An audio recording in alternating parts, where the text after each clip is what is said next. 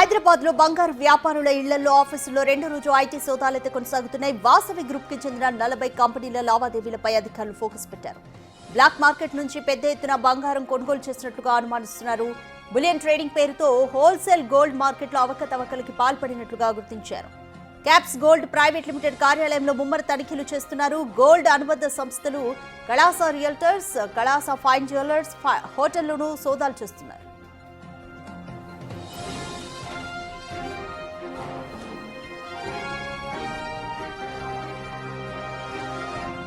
హైదరాబాద్ లోని caps gold కంపెనీలోనూ IT అధికారులు సోదాలు చేశారు. ఇదే సంస్థకు చెందిన షాపులు వరంగల్, విజయవాడలోనూ ఉండడంతో అక్కడ కూడా రైడ్స్ చేశారు.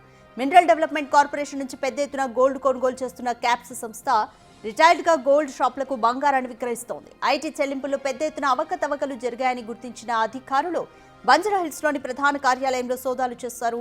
పెద్ద మొత్తంలో బంగారాన్ని క్యాప్స్ గోల్డ్ సంస్థ బ్లాక్ మార్కెట్లో అమ్ముతున్నట్లుగా సోదాల్లో బయటపడింది. క్యాప్స్ గోల్డ్ కంపెనీ చైర్మన్ చంద్ర పరమేశ్వర్ ఇంట్లోనూ తనిఖీలు చేపట్టిన అధికారులు పలు ఇంపార్టెంట్ డాక్యుమెంట్స్ ను స్వాధీనం చేసుకున్నారు.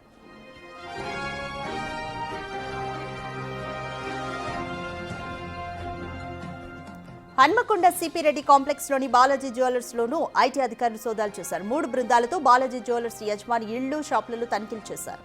3 బృందాలతో సోదాలు నిర్వహించారు.